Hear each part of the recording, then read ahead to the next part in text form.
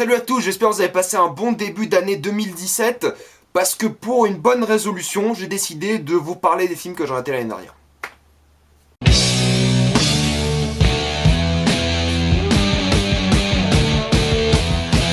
Passengers, Nocturnal Animals et Your Name. Vous voyez, vous êtes gâtés. Première vidéo, 3 films. Ok, 3 films qui sont sortis certes il y a 2 semaines, mais 3 films quand même. Je mettrai dans la description et dans des annotations le temps pour chaque film. Si vous n'êtes pas intéressé par tous les films, vous pouvez directement cliquer sur le film qui vous intéresse, bien évidemment. Et on va commencer avec Passengers. J'ai bien fait de penser que Passengers n'était pas un film de science-fiction parce que j'aurais été incroyablement déçu. Passengers est l'histoire de Chris Pratt et Jennifer Lawrence qui sont sur un vaisseau, tout seuls, pendant les dernières 90 années de leur vie. Ils se sont réveillés de cryogénèse et ils doivent maintenant essayer de vivre pendant 90 ans. Déjà, en tant que film de SF, vous comprenez que l'idée est un peu cassée. C'est pour ça que c'est pas un film de SF. Passengers est un film d'amour. Et il passe par le schéma narratif du film d'amour classique. Par tous les éléments qui font un film d'amour. Et c'est ce que c'est. C'est vraiment ce que c'est. C'est l'histoire de Chris Pratt et Jennifer Lawrence qui vont avoir le plus de relations sexuelles possible. Parce que qu'est-ce que tu veux faire pendant 90 ans? C'est pas un si gros problème que ça. Faut juste avoir des attentes en se disant, c'est pas un film de SF. N'y allez pas en tant que film de SF, ça ne l'est pas. Mais en tant que film d'amour, c'est un film qui est convenable. Et c'est ça le gros problème de Passenger, c'est qu'il est juste convenable. Je vais juste le voir une fois, sortir du cinéma, et plus jamais m'en rappeler de ma vie. J'ai déjà oublié. Vraiment, je l'ai vu samedi, je commence à oublier des trucs. Et c'est vraiment ça son problème, c'est que tout est passable. La mise en scène, aucune imagination, aucun risque, rien qui m'a fait penser « Oh, c'est intelligent ça !» Non, rien. Absolument rien. La bande son, rien de spécial, même pour un film de SF. Ça me faisait, au tout début, ça faisait penser à Moon ou même Sunshine, mais après, c'est parti en histoire d'amour. Et après, c'était juste, bon bah, c'est une histoire d'amour quoi, qui est banale, sans grands intérêts, j'ai déjà vu ça, mais maintenant c'est dans l'espace, et puis, ça s'arrête là. Non mais c'est vraiment ça, c'est le genre de film, vous allez le voir, vous allez passer un moment agréable, vous allez passer, c'est pas un mauvais film, c'est juste un film passable, hein. C'est un film convenable, vous allez le voir, vous allez en sortir, vous allez rien ressentir.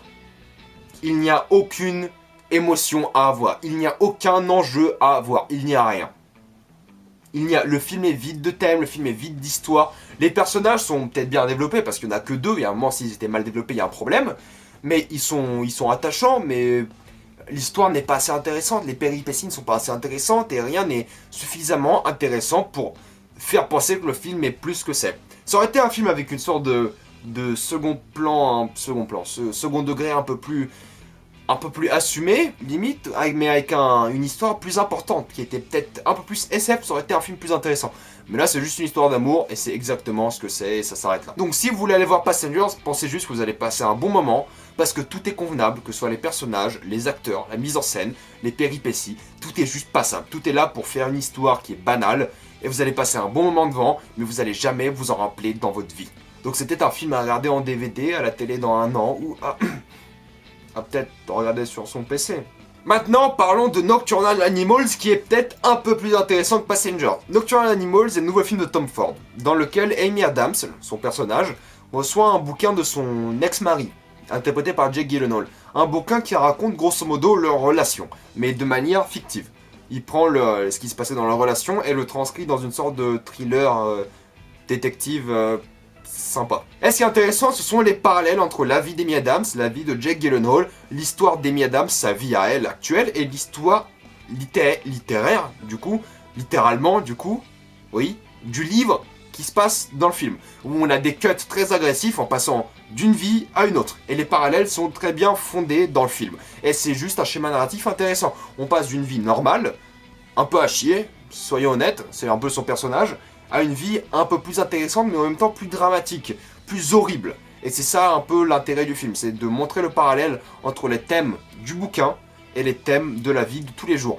Et de montrer en quoi la relation entre Amy Adams et son ex-mari Jake Gyllenhaal a marqué Jake Gyllenhaal. Et comment il a fait de sa douleur et de son chagrin un bouquin que lit Amy Adams. C'est grosso modo l'histoire du film. C'était un film un peu plus d'auteur. Même si c'est un terme dont je suis pas du tout fan, parce que ça veut dire trop de choses, mais on dirait un film qui a été fait par quelqu'un qui aimait cette histoire. C'est ça que je veux dire par là. C'est une histoire qui est intéressante, on peut faire une vraie analyse sur ces personnages. Ils sont vraiment très complexes, et il y a des thèmes qui sont très bien représentés par ces personnages, mais le film est pas du tout subtil. Il ne l'est pas. À un moment, il y a l'un des thèmes principaux du film qui est marqué sur un mur.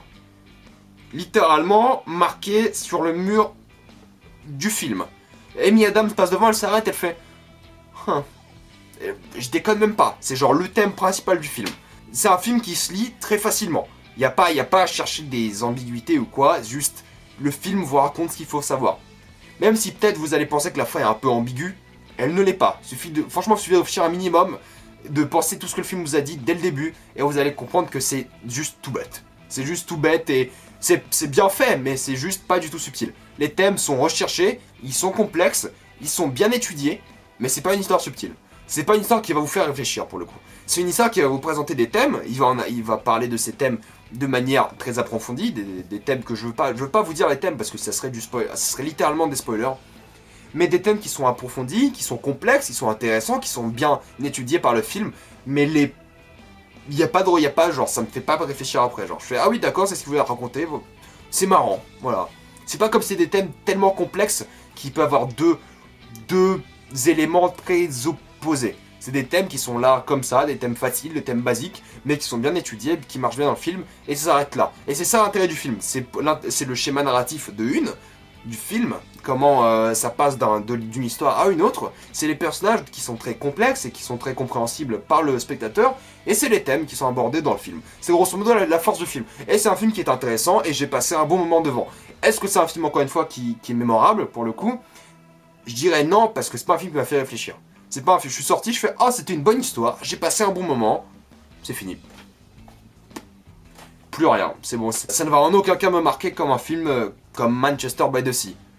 Où je suis sorti, je fais « Ah ouais, il y a de la jugeote, et pas de la jugeote, mais il y a un vrai impact émotionnel, et il y avait quelque chose derrière. » Là, il n'y a pas grand-chose derrière. Il y a juste l'histoire qu'il a racontée, il y a peut-être quelques trucs à aller chercher derrière sur les personnages, mais pas vraiment sur ce que le film va raconter.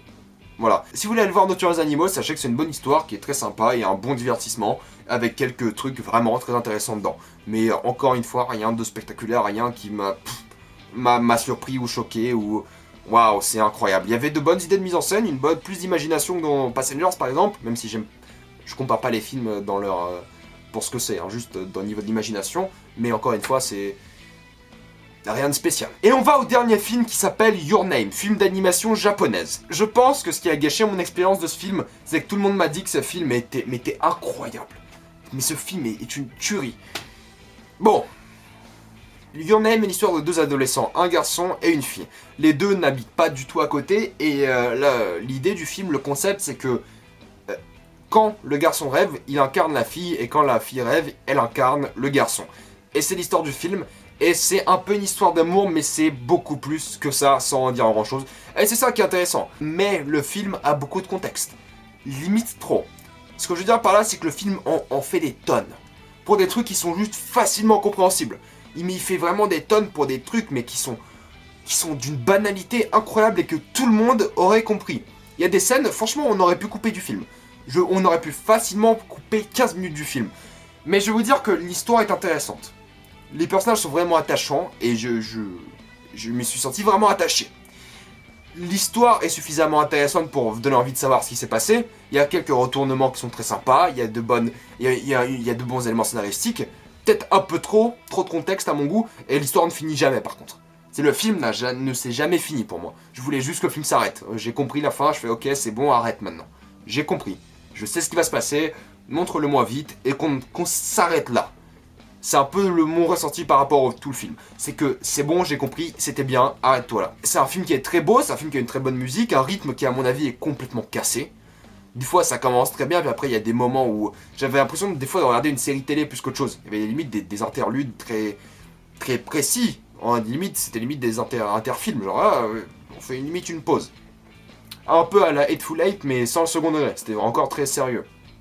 Et l'idée est là, c'est que le film est très intéressant, une histoire vraiment très intéressante, des personnages vraiment très attachants, et des thèmes qui sont vraiment très forts et très émouvants. C'est un film qui est émouvant pour le coup, c'est un film pour le coup qui est à mon avis mémorable. parce que ça laisse une vraie empreinte émotionnelle sur le spectateur. Ça fait vraiment, ça fait peut-être pas réfléchir incroyablement, mais ça soulève des points importants, ça raconte une histoire qui est vraiment bien construite, un schéma narratif très bien construit pour le coup, une mise en scène vraiment très efficace, c'est le rythme qui est cassé pour moi, et c'est ce que je vais vous dire par là, c'est que c'est un film à voir une fois. Après ça, je ne reverrai plus jamais ce film. J'ai apprécié le voir, j'ai passé un bon moment, mais je me suis fait incroyablement chier. Je me suis incroyablement ennuyé. Tout le film. Je me disais tout le temps, ah ça c'est bien, ah, c'est marrant, ça c'est sympa. Ah, c'est vraiment bien fait. Oh, ça finit pas, dis donc. Ouais, c'était mon ressenti durant tout le film. Et c'est dommage. C'est vraiment dommage.